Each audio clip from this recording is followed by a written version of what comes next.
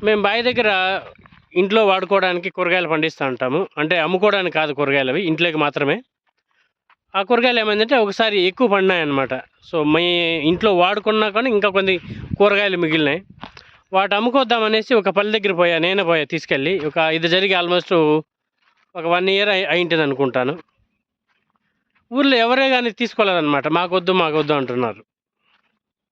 ఒకవేళ ఫ్రీ అని చెప్పింటే గనక ఖచ్చితంగా తీసుకునేవాళ్ళు. సో, మేము కష్టపడి పండించాం కాబట్టి నేను ఫ్రీ ఇవ్వడానికి లేదు. సో, ఒక వీధంతా తిరిగాను. ఎవరో గాని తీసుకోలేదు కాయలు. ఇంకా నేను రోడ్లో పడేయలేను కదా! రొంపిచెర్ల అనే ఒక మార్కెట్‌కి తీసుకెళ్ళా. నేను, మా అమ్మ కూర్చున్నాము కాసేపులో మార్కెట్‌లో, సంతలో. వచ్చి చాలామంది కూరగాయలు అడుగుతున్నారు గానీ, కేజీ వచ్చేసి ఒక 40 ఏదో ఉంటే, వాళ్ళందరూ 30కి ఇస్తావా, 35కి ఇస్తావా అనేసి బార్గెయిన్ చేస్తున్నారనమాట. నాకు చాలా సేపుండి కోపమొచ్చి, అన్న వైన్ షాప్‌కి పోతే నువ్వు మంది ఇలానే బార్గెయిన్ చేస్తావా అని అడిగితే ఆయన అనలా. రిప్లై కూడా ఇవ్వకుండా వెళ్ళిపోయాడనమాట. జెన్యూన్‌గా ఉండే రైతుల దగ్గర మనం బార్గెయిన్ చేస్తాం. రూ. 5ది రూ. 2.5కే రావాలనుకుంటాం. రూ. 100ది రూ. 50కే రావాలనుకుంటాం. మారు బేరగాళ్ళు ఉంటారు. వాళ్ళ దగ్గర మీరు బార్గెయిన్ చేయండి, తప్పు లేదు. మీకు జెన్యూన్ రైతులు ఉంటే మాత్రం ఎవరే కానీ బార్గెయిన్ చేయొద్దండి. రైతులు చాలా కష్టపడి కూరగాయలు పండిస్తూ ఉంటారు. నేను రైతు బిడ్డని కాబట్టి నాకు జెన్యూన్ రైతులు ఎవరు కనిపించరు. మేము ఇంకా మారు బేరగాళ్ళ దగ్గర తీసుకుంటాం కాబట్టి నేనైతే బార్గెయిన్ చేస్తాను.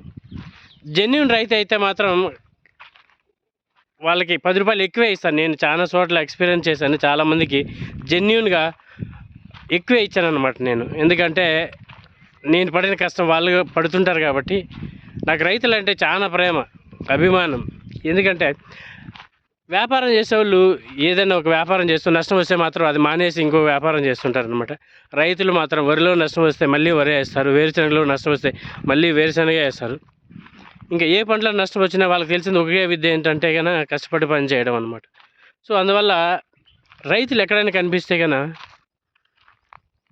వాళ్ళు అడిగిన దానికంటే ఎక్కువ ఇస్తాను అనమాట. రైతులు అంటే నాకు చాలా అంటే చాలా అభిమానం. చాలా కష్టం ఉంటుంది అన్నమాట రైతులో. మీరు గమనిస్తే రైతులు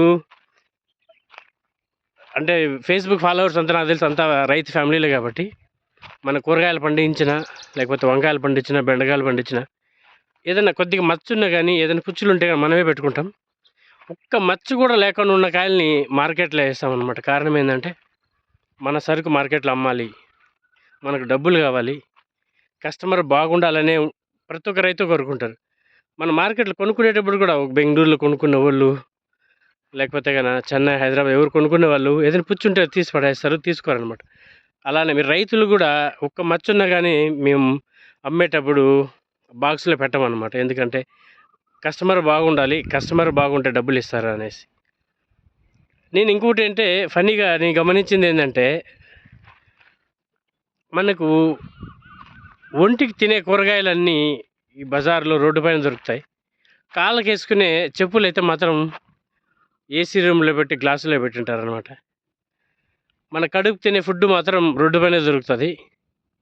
మన బట్టలు కానివ్వండి, లేకపోతే మనం వేసుకునే చెప్పులు గ్లాసుల్లో ఉంటాయన్నమాట. సో, ఒక్కొక్కసారి చూస్తే ఇవన్నీ సృష్టి ఎంత విరుద్ధంగా తయారైందిరా అనేసి అనిపిస్తుంది అన్నమాట.